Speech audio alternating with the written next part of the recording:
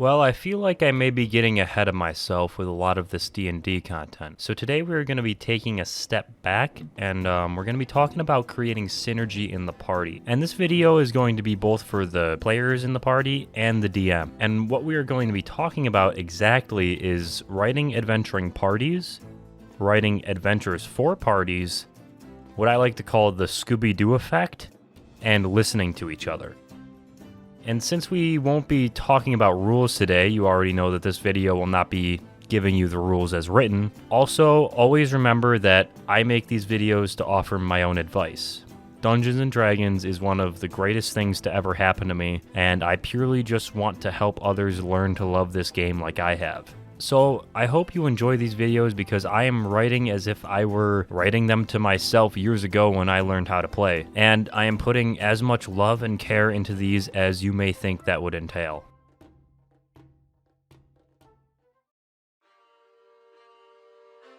So for all of my players, listen up. And DMs, listen too, because this is important. When you are writing your characters for Dungeons & Dragons, write them in a way where they would like to work with one another. Now, this is really important, and I don't mean writing them to not be a lone wolf. I mean write your characters in a way where one member of the party's weakness is the next member of the party's strength. There should be reasons for your party to be a party, and those reasons can be as simple as one strong member, one charmer, and one smarty pants. Of course, you can complicate it further than that, but my point is that everyone should have a few things that they shine at that makes them special within the party. And therefore, that member is necessary and will be treated equally with the rest. This will make sharing the spotlight a lot easier, ensuring that everyone has special moments with their thing that saves the day. And DMs, you have to push this. I'm not saying that every session you need to give each player an even number of special moments like this is like Little League.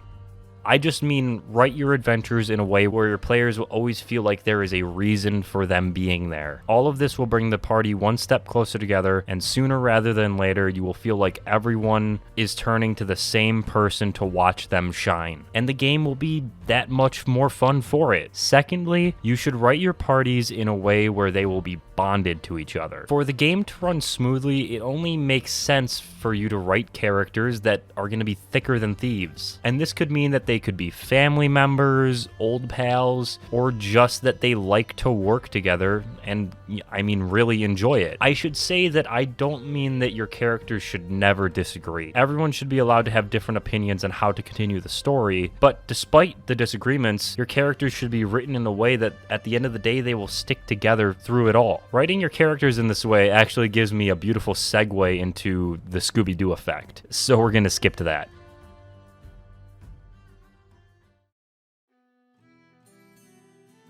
I would imagine that we have all seen Scooby-Doo at some point, but just in case, I will explain myself. In the show Scooby-Doo, there's always a point where Fred, the fearless leader, says, "Alright gang, let's split up and search for clues."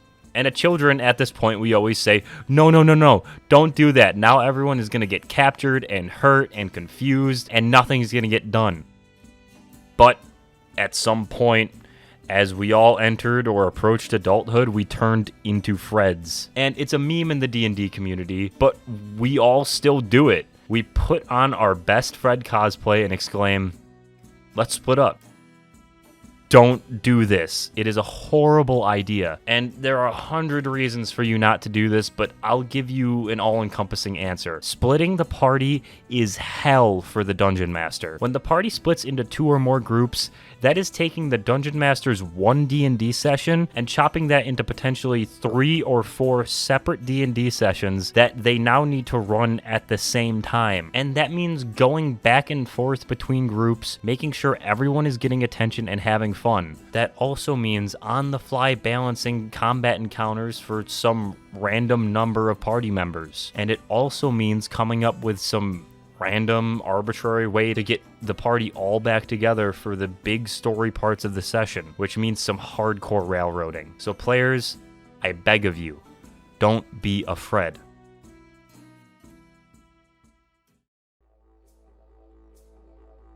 Now DMs, I'm going to flip the script back onto you, because even though I just told your players not to be Freds, literally a few seconds ago, we all know at some point they're gonna put on that ascot. Hell, I still put on that ascot. I even dye my hair sometimes. So it is really important to write stories where separating the party is the worst thing that can possibly be done. And disclaimer, this is not railroading. I refuse to call anything that makes the game more fun for everybody railroading, but I digress. The easiest way to keep the party together at all times is giving them some sort of threat, whether that be monsters in a dungeon, wild animal attacks in the woods, or city guards searching for them in the city. Giving them the threat of death or capture is a perfect glue for a loose party. I'd say if you don't want to or can't do that, the next best way is to write adventures that require however many adventurers you have to complete them. On the quest board, say, 4 adventurers needed to protect a civil protest.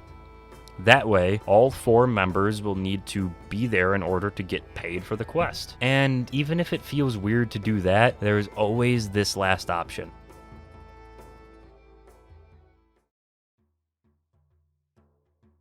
Whenever you feel an odd vibe from one of the other players at your table, this goes for DMs and players, don't feel weird asking them about it.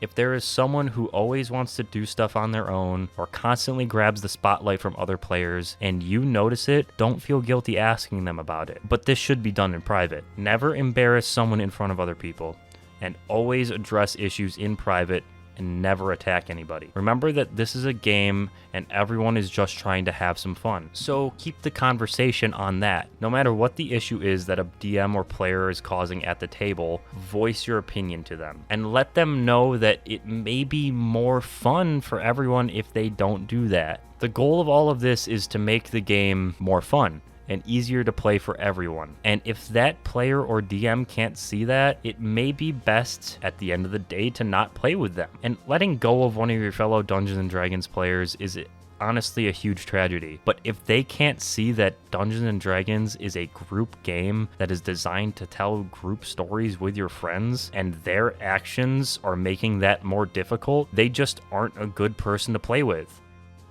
But to not end this video on a sour note, I will also add that listening to each other is a positive thing. Nothing brings a party together more like celebrating each other's victories. So when someone rolls a nat 20, hoot and holler for them. Oh, Jessica shot down the last fleeing bandit? Hell yeah, good for you, Jess. And when your party defeats the boss, don't just wipe their mini off the table, share some high fives, do a victory dance, and talk about how awesome everyone did in the fight. And at the end of the session, always remember to thank the DM for another incredible adventure, because I assure you, it will mean a lot to them.